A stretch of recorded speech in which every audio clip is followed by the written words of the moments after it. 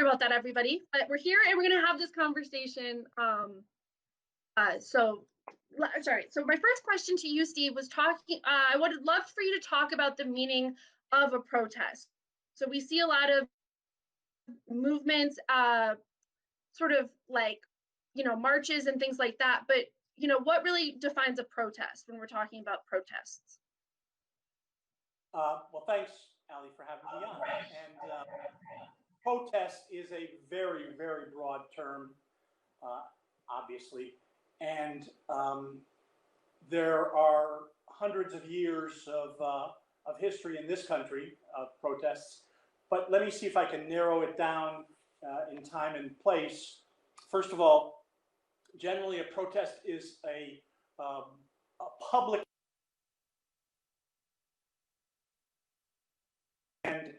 and that disagreement or dissent is against a political or corporate authority. People who have more power than we do. The purpose of it is to convey public opinion. And so a protest is any time you march in front of a building or sit in an auditorium and clog the auditorium. Those are all protests. You're showing up. It's neutral as a tool because it could be used both by us and by the dark side. By that I mean, remember the Tea Party used to do a lot of physical protesting. There have been pro-war demonstrations as long as there have been anti-war demonstrations, anti-choice, a lot of Second Amendment so-called protests. So a protest isn't automatically for progressive causes or for Black Lives Matter. But it is a technique. And as a technique, it has certain power.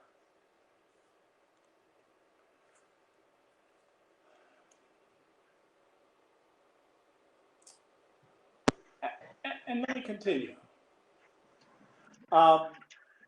Nonviolent direct action, to be more specific, and which is what I cover in my book, Good Trouble, is a technique of struggle outside of institutional forms.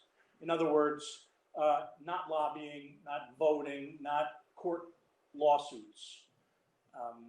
It's done without injury or harm to other people. That's what makes it nonviolent. And it's open and direct form of expression that exposes oppression. It doesn't necessarily. Yeah, go ahead. Oh, I was just gonna ask you,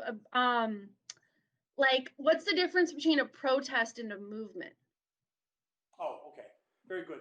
A protest is a technique that a movement may use, should use. So what we've been seeing with Black Lives Matter, which has been just extraordinary over the last few months, is our protests, and sometimes civil disobedience, nonviolent direct action, especially when people are blocking traffic or sitting in an office. But the movement comes from what happens as soon as everybody goes home. How we stay in touch, how we make plans for whatever's coming next, how we kind of solidify ourselves as an organization, how we prioritize what's going to happen. And that's what a movement does. And a movement has specific goals. It has a specific vision. It has techniques like protest or nonviolent direct action. And every movement, the anti-war movement, the civil rights movement, the women's movement, the LGBTQ movement, all these movements have employed all these techniques. And when they're at their best, they're planning together and they have a common vision. That's awesome. So Hartford. The old state house served as a place of government action as the Hartford state capital from 1796 to 1878. So obviously, lots of movements rely on the government to help facilitate these changes that people want to see in the world. But a lot of the government changes come from movements outside of the halls of legislation. So I am really looking forward to hearing some stories about the history of protest in our city, Hartford, what some of those protests looked like, and what made them unique. Sure. I picked out three that I'm personally familiar with and was involved with over time. And I'm sure if anybody's listening, I'm sure they'll be nodding their head saying, yeah, I was part of that too. And if you were, by the way, we really want to hear from you. Type something into the little box and tell us what you've been doing. Tell us stuff you've learned or questions that you have too, if you would. The first example I wanted to give was the October 15th, 1969 Vietnam War moratorium. Moratorium was a word that almost nobody knew before 1969, and everybody knew for a while after that. It meant, and it still means, no business as usual. Remember that the Vietnam War, which really began in 1955 and lasted to 1975, was not really on anybody's radar in this country until about 1963. And every time we stepped out on the streets and saying this war is wrong on every level, the majority of people weren't with us. In fact, in 1967, a nationwide poll said that only 10% of the American public wanted to withdraw from Vietnam. 1967. So we were always in the minority, a very loud minority, and thousands, if not hundreds of thousands of people, but not the tipping point. 1969, though, on October 15th, 1969, the whole purpose of the moratorium was to ease in to anti-war work for people who had never really been a part of this at all. I guess you might call them the middle class. Basically, a long time ago, Richard Nixon called them the silent majority. And by October 15th, there were 2 million people at public protests around the country that particular day. In Hartford, we had 10,000 people at Bushnell Park. Around the state, we had 90,000 people because there were so many other different events. And that beginning with 2 million people really started to turn the tide, I think. Not that the war ended, it did not end, but it gave us a renewed momentum. Now, the reason it was called No Business as Usual and moratorium is because the planners of it figured that there would be one day in the first month that would have no work. Everybody would go to an event, not go to work, not go to school, etc. By December, there was supposed to be 2 days of moratorium, 2 full days. By January, 3 full days. February, 4 full days, etc., etc. And that ultimately means a general strike. Now, nobody was talking about a general strike. There's a lot of talk about it now, but nobody's even close. The whole idea was to turn the protest from a fairly symbolic but yet important event to more of a sort of a steamroller, make things actually go in our direction. Now, after that particular rally, it was so big and it was so new for so many people. The day after the rally, there were a lot of disappointed people. In fact, the Trinity College student newspaper, the day after the moratorium, said, "Oh, well, this was a failure because Richard Nixon didn't even listen to us." Well, in fact, he did listen. He was listening. Seymour Hersh, the writer, published in his book some years later that Nixon was so shaken just by the moratorium, and of course everything else was going on, but specifically by the moratorium, that he and his cronies decided not to expand the war. They had a secret plan called Operation Tailhook. I think that's what it was called. It was something hook. And the idea was to expand the war, and they never did take that step. Rather, what they did is they got the troops out over the next couple of years. So it was a very powerful event, I think. The second thing I chose, the second event I chose was the welfare rights tent city run by the welfare moms in 19, let me see if I want to get this right, 1971. It began on October 13th, 1971, where Isabel Blake and others, Isabel was the leader of welfare reform as a recipient herself. They decided that they were going to stop the cuts that were being made by the Nixon administration and the administration of Governor Thomas Meskel. Meskel was just like Nixon in just about every way. He called the state welfare system a monster. He didn't say it was incompetent. He didn't say it cost too much money. He implied something completely different. And these activists put their tents up on the Capitol grounds and stayed there. After a week,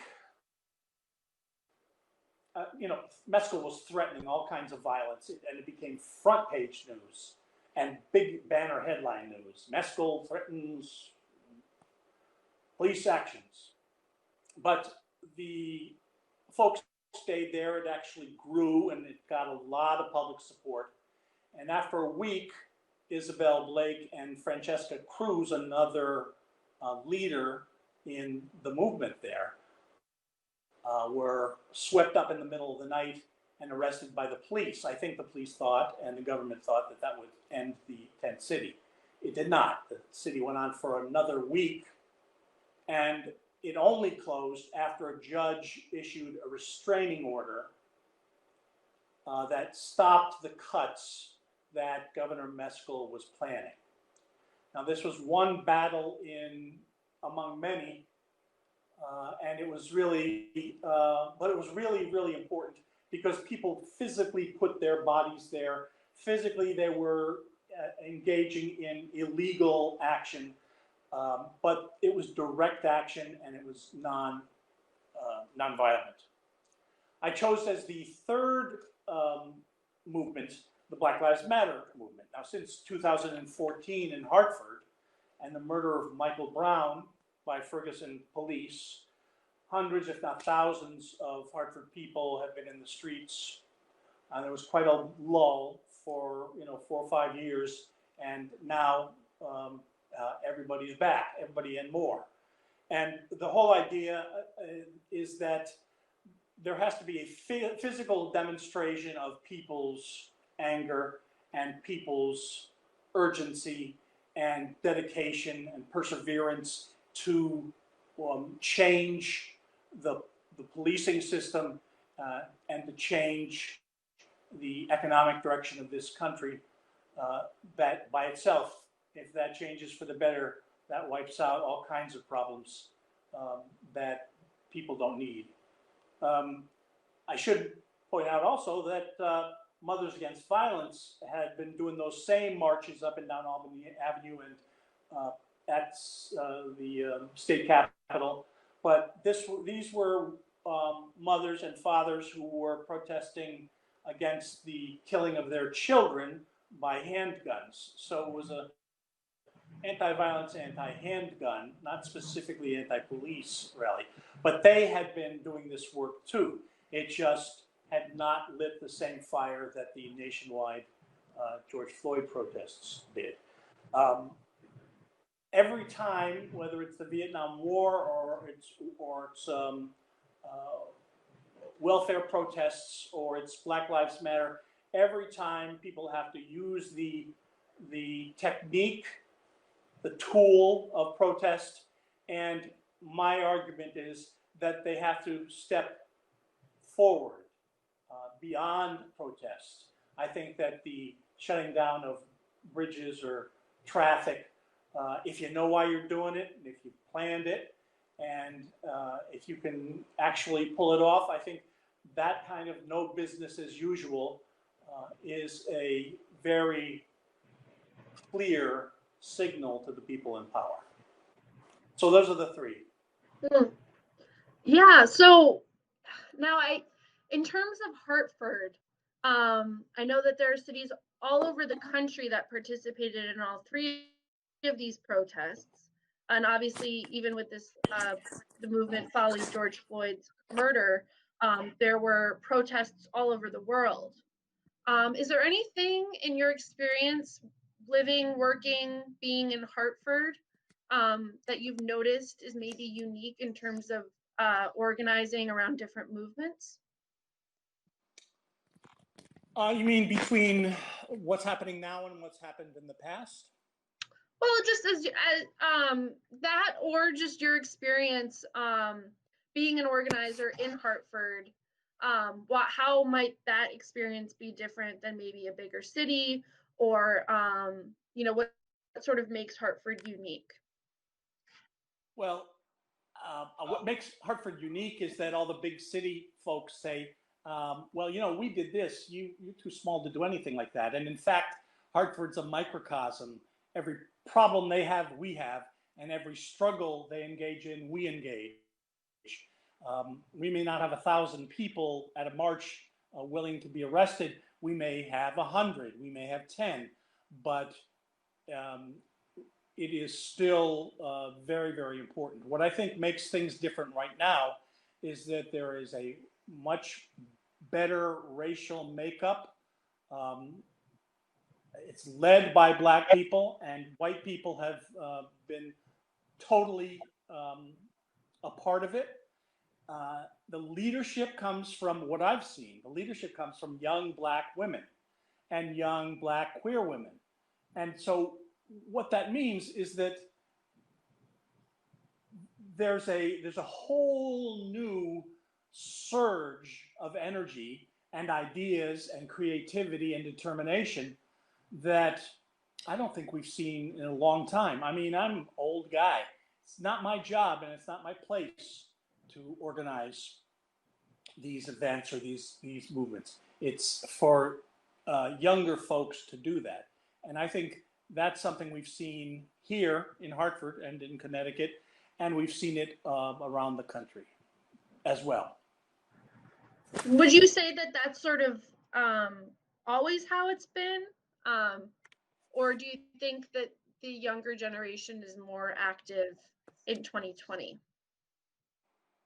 I think that this younger generation is more active. Well, actually, let me put it this way.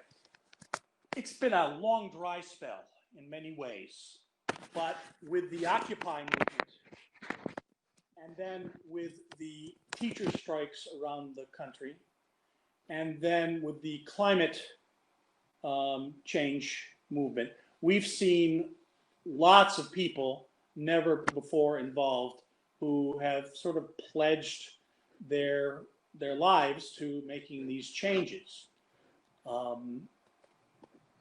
Now, with Black Lives Matter, it makes total sense that these folks are focusing on something that they feel is equally important and drastically needs to be changed. One of the most interesting things I find is that this period, the 12 months before a national election, usually everybody's called to door knock and get out the vote and et cetera, et cetera. And if you've got somebody that you really like, that's good. If you don't, then you just twiddle your thumbs until it's time to vote, if you vote. But that was like these periods have been like a drought every 4 years since as far as I can remember. Now it isn't. There are more people, there's more energy than ever before. And I think the pandemic has something to do with it. I think the election has something to do with it. But more than anything, people feel that they can get active and personally be a part of the movement. And to me, that's very, very heartening.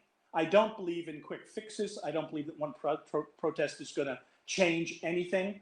I don't get burned out because I'm of no use to anybody if I say, oh, my protest didn't attract a lot of people. We're in it for the long haul, folks. And so we have to figure out ways to take care of ourselves. And I think that's, I'm very, very hopeful about that.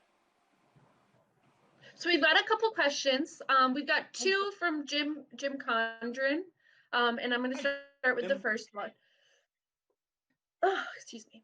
I'm going to start with the first one. So he wants to know, do you have a new book out, and how can he get it? Oh, okay. My book, which I had a picture of, or an actual copy of, up until this event started, is called Good Trouble, a shoe leather history of nonviolent direct action. You can find it just under Good Trouble, Steve Thornton. And it's available from Hardball Press, which is a working class publisher. Hardball Press. You can find them easily by Googling them. And they're also available, the books are also available in all the online bookstores, Powell's Books and major used bookstores like Abe's Books, Barnes & Noble. I mean, they're all, everybody carries them. But I suggest if you ever want to buy one, buy it from Hardball Press.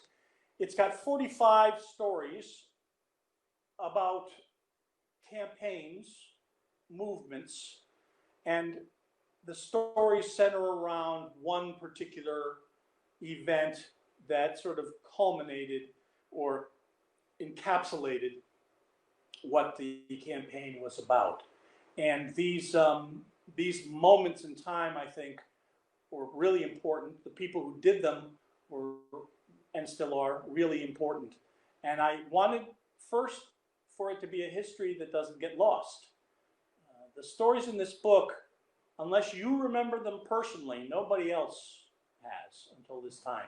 But now at least there's this modest little book that starts to uncover the truth about this courageous kind of work, about ordinary people doing extraordinary work. The people that I think are the real makers of history. And there was another part? Yeah, there's another question from Jim, and then one more after that. So from Mariana. Jim was wondering, and this is actually something that we were going to discuss a little bit later on, but he was wondering if you specifically had ever been arrested during a protest or union activity.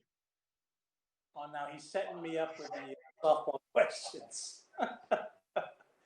Yes. Have you? Yes, I've just. Sorry. Oh, I just asked if you had been arrested. Yes, I've risked arrest many times. It's important not to get too anxious to be arrested, because any knucklehead can get arrested. What you want to do is you want to be in control of that situation. And almost all the times that I've been a part of a civil disobedience or on a picket line or at a sit-in of some sort, or of a blockade against, well, maybe at the federal building to try to stop in our own way, business as usual. Getting arrested is part of the job. And in my work as a union organizer, it was actually part of the job duties, job description.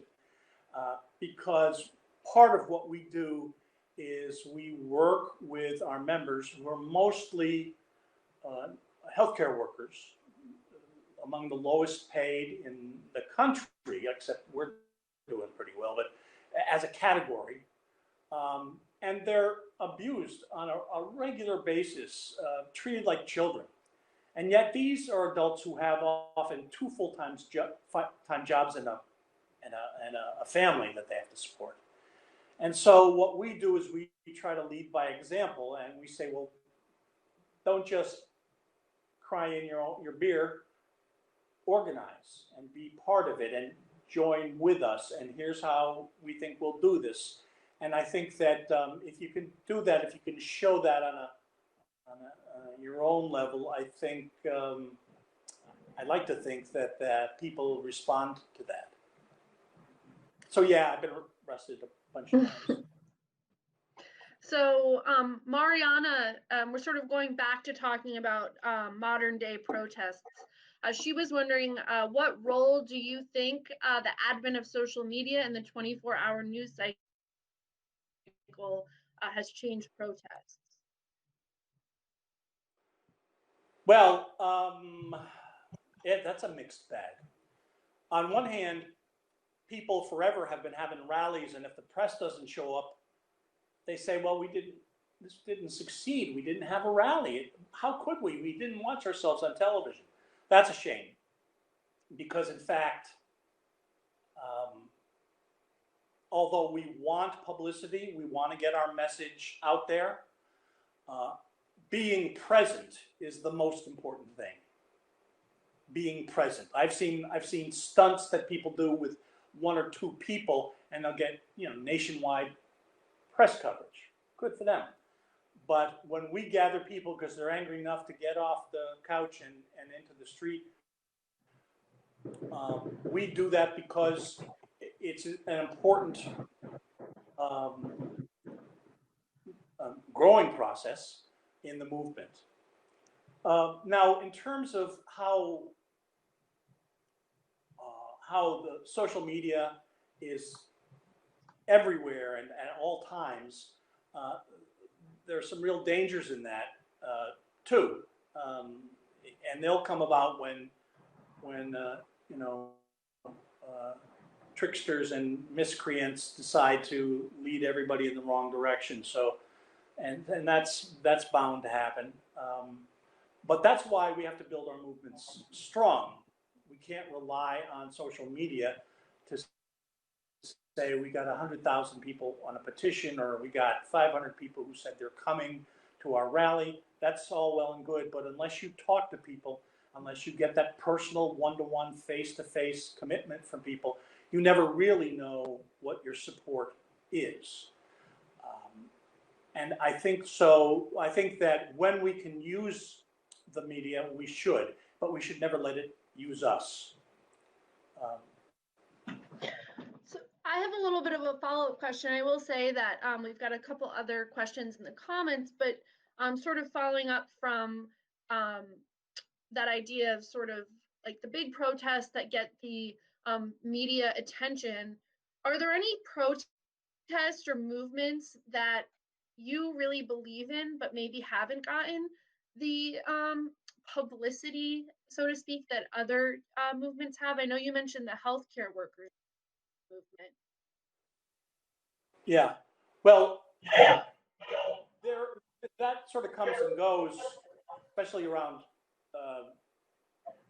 contract negotiation times.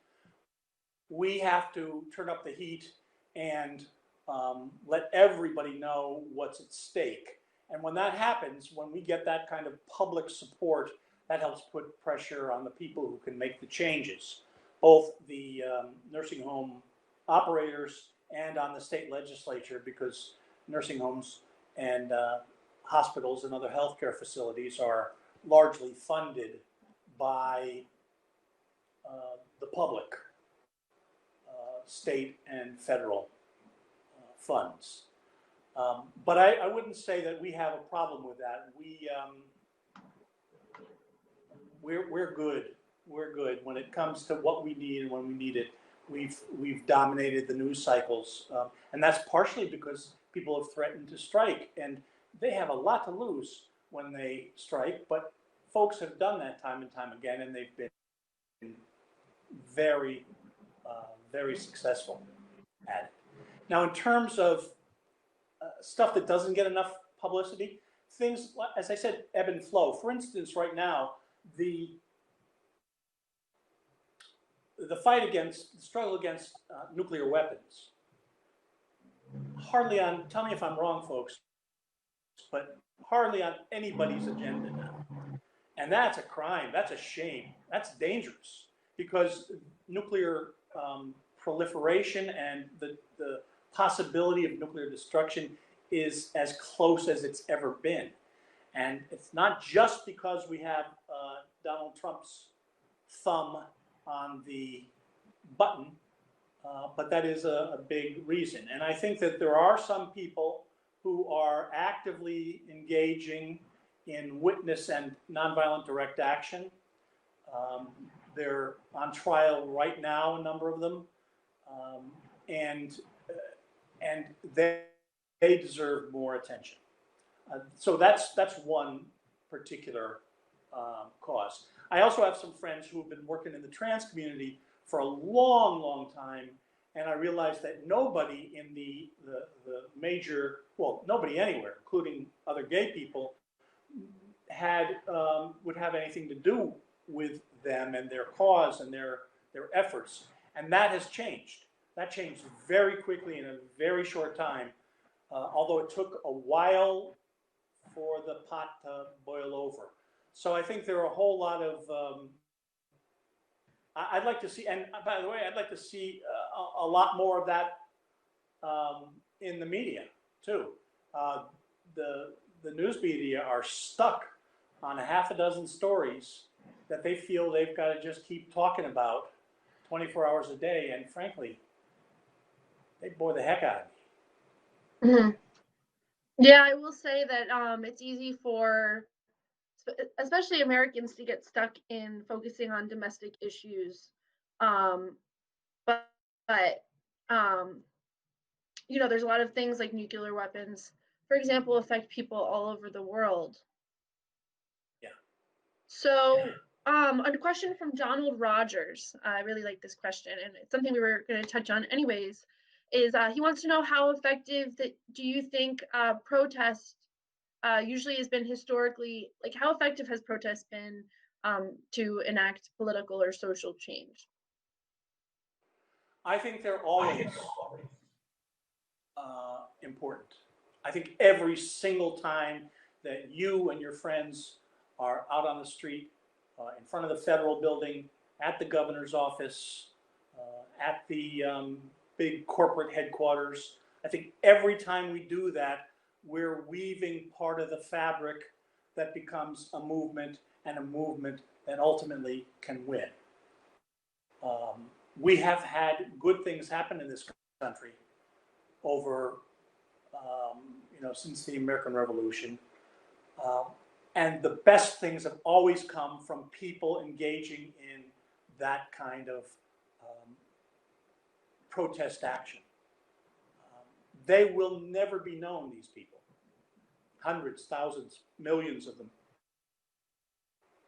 who built the labor movement, who built the women's suffrage movement, who built the civil rights movement. We know one or two names out of each one of those movements, but in fact, they couldn't have existed unless people were doing this all the time. I mentioned the Vietnam Moratorium.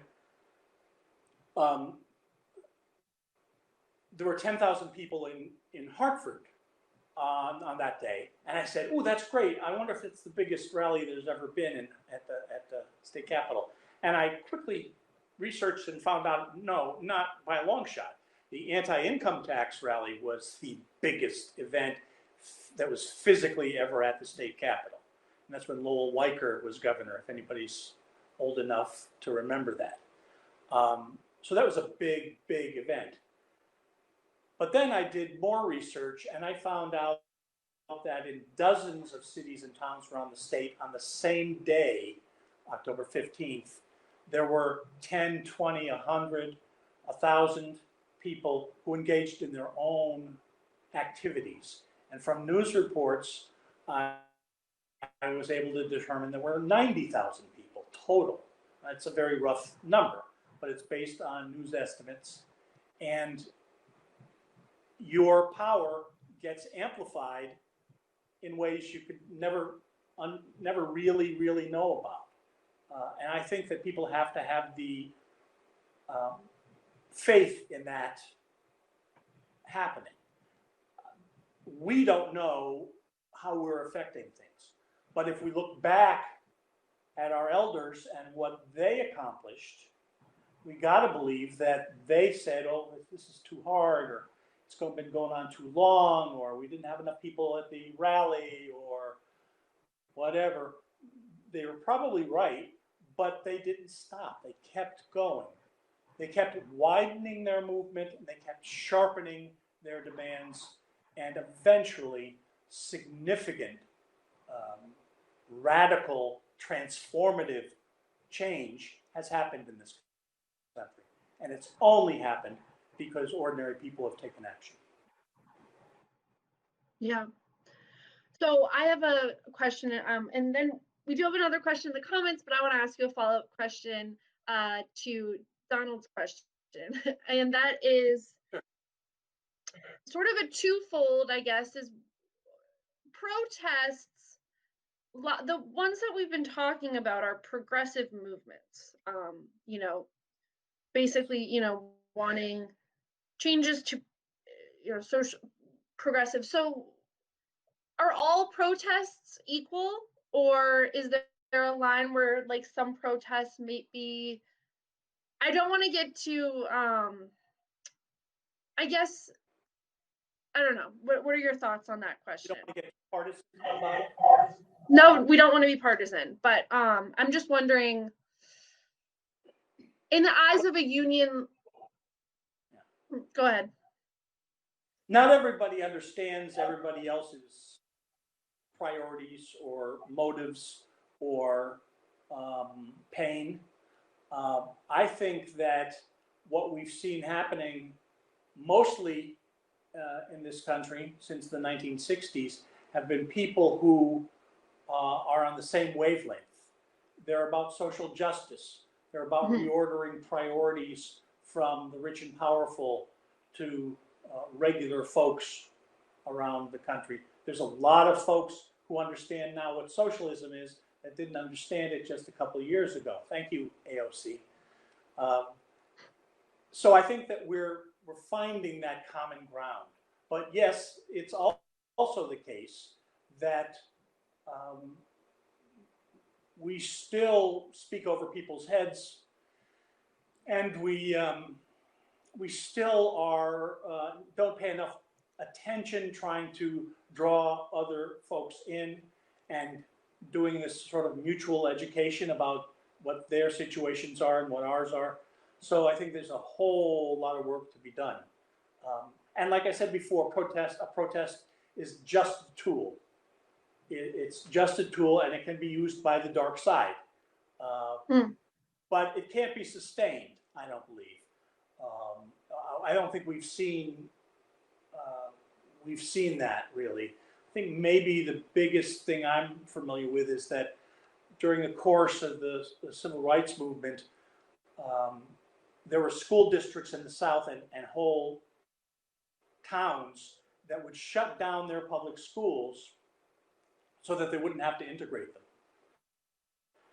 Now that was direct action, and it wasn't necessarily violent, and it was certainly a protest.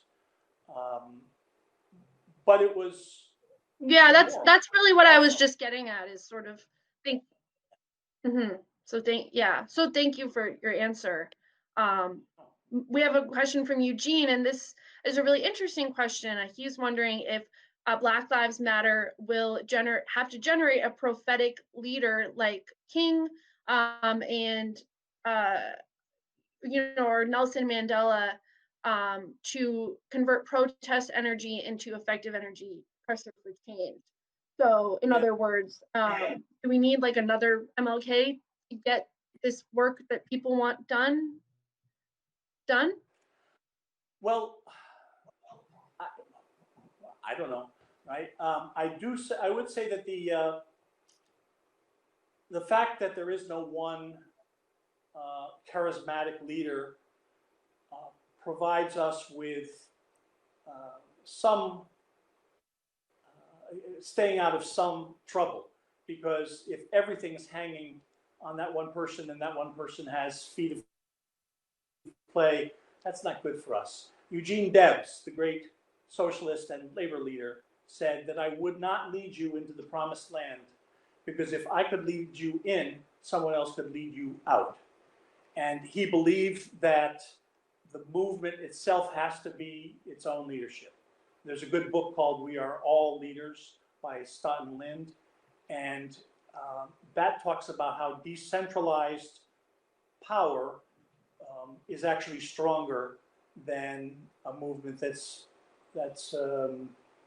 led by, you know, Huey Long or Father Coughlin or good people who still have to bear the brunt. People, you know, those leaders are murdered by the state. Fred Hampton of the Black Panthers, Martin Luther King, Malcolm X. These people are murdered because they are the target. It leaves a big hole, I think. But I think it's important to try to build up a more collective leadership, and I think that's what we've been seeing.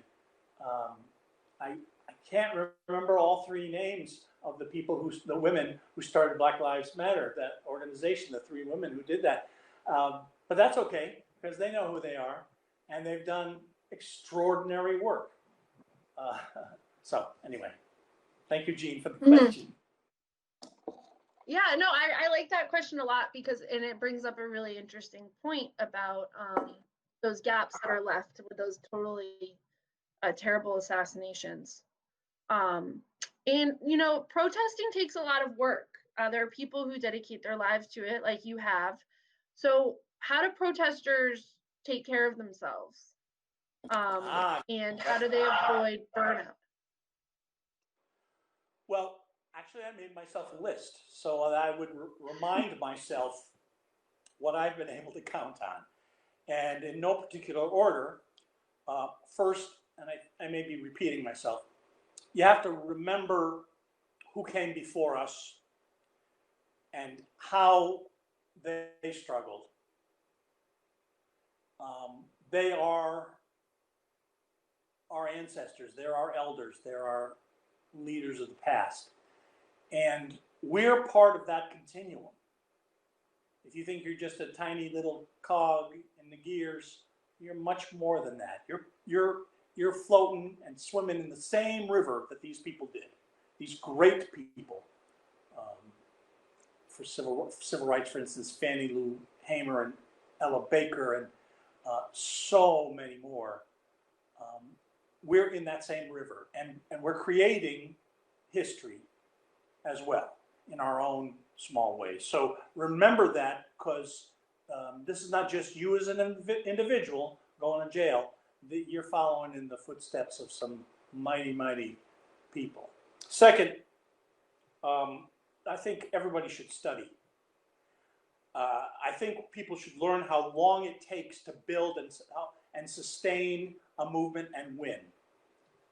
If you read Gandhi and his campaigns in South Africa and in India, and don't think they're too far away or too old. I mean, these are really, really strategic, both labor struggles, because Gandhi organized unions, but also independence struggle, Indian independence.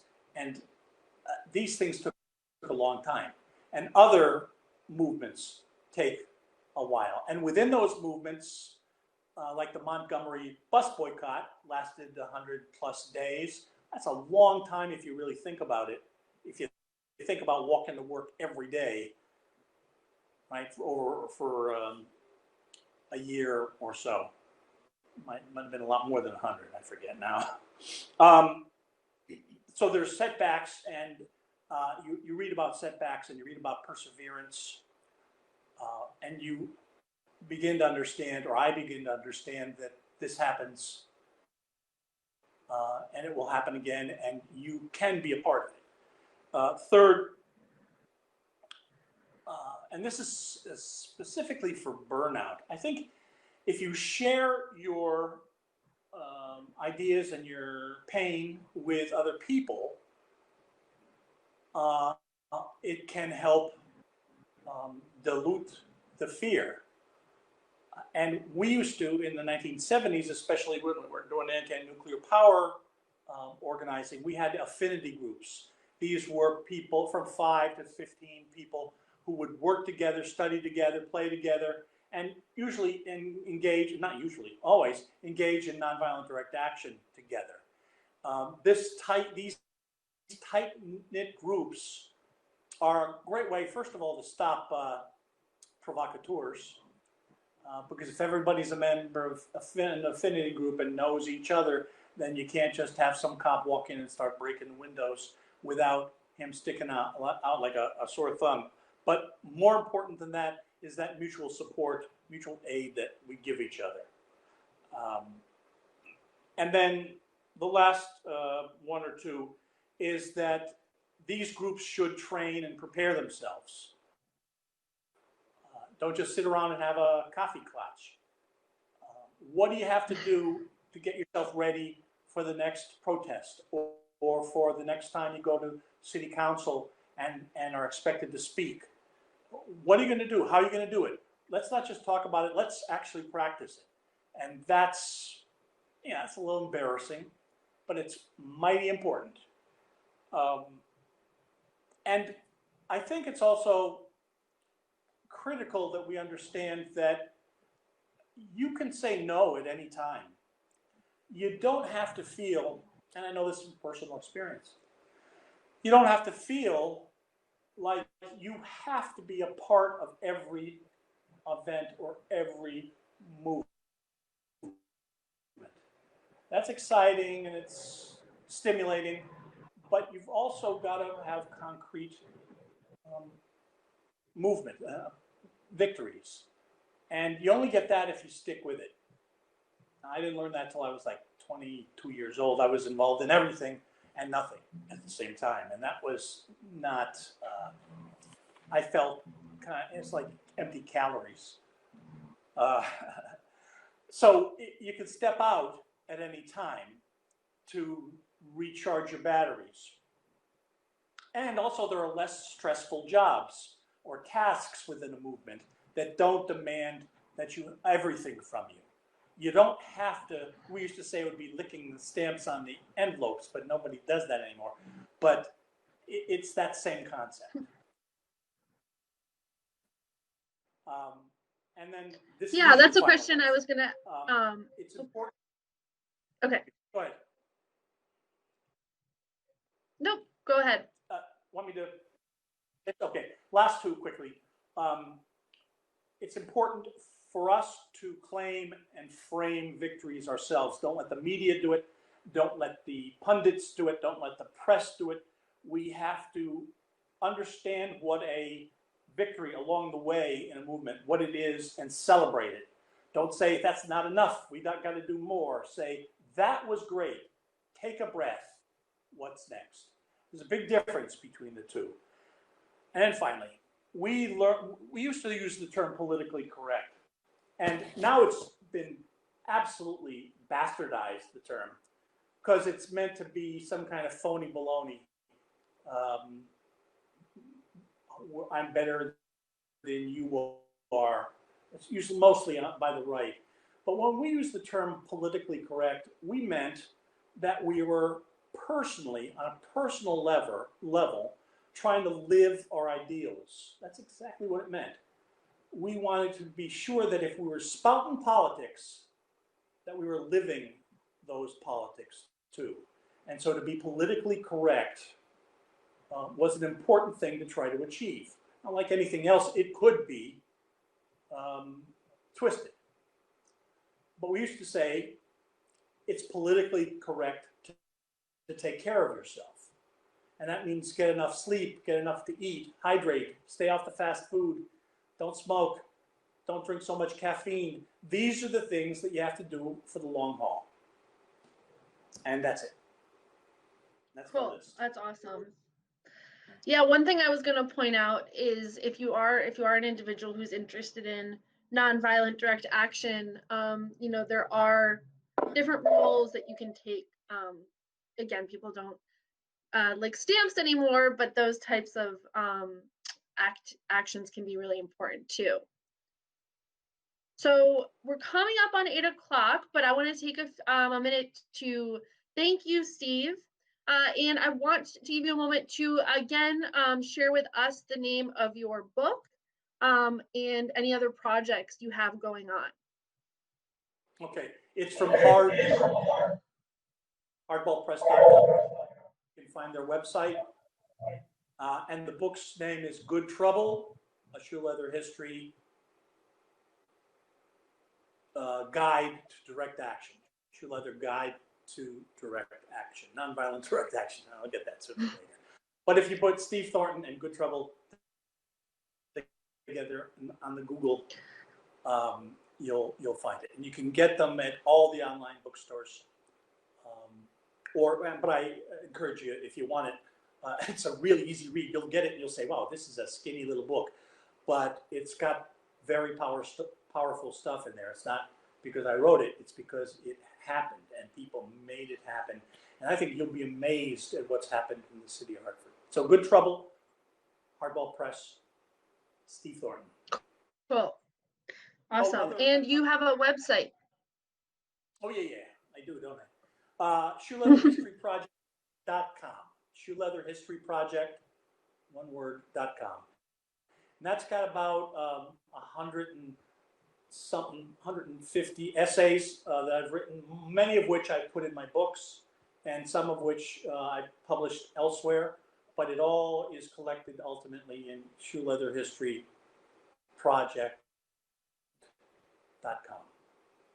And that's updated on a fairly regular basis because I'm always trying to get something written, and sometimes I succeed.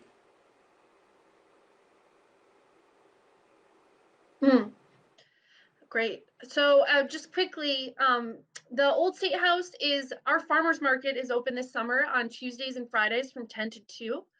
So come on, stop by and buy some fresh fruits and vegetables. And we also have our concert series on the east side of the building on the bricks.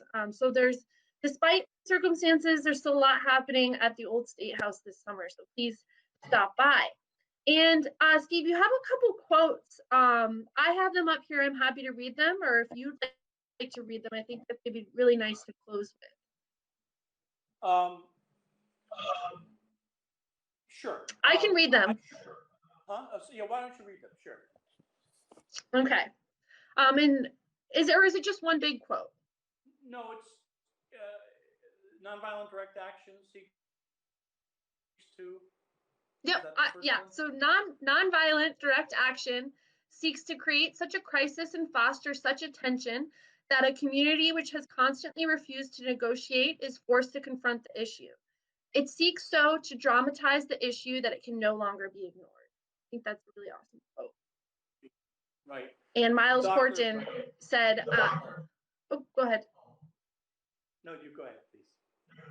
Okay. Miles Horton also said that there is no way to peace. Peace is the way. Play Pennyworth without practice. There is no theory. Okay. Let me go just to the first one before we go. What Dr. King was saying, this was from his letter from a Birmingham jail, where he was really chewing out the white moderate ministers who said, this is not the time to be so radical, Dr. King. And here he is sitting in jail, and he's chewing them out. And what he's saying is, we are being coercive. Yes. We are causing a stir. Yes. We do want to uncover the crisis that's already there. Yes. Because no one in power is listening. And we'll keep it up until they listen. And so when you hear that nonviolent direct action can be coercive and it can be, can be scary. It's only because it's out of the ordinary, and it's what people, especially people in power, need to hear. Awesome. Well, thank you so much, Steve, for your time. It was so interesting to learn more about nonviolent direct action, and a little bit more about some things that happened here in Hartford. And thank you, everybody in the comments who left questions. It really makes for an awesome discussion. So thank you, Steve. Oh, thanks. House, and I really appreciate it. You give me some Of space course. to tell some stories. Thank you.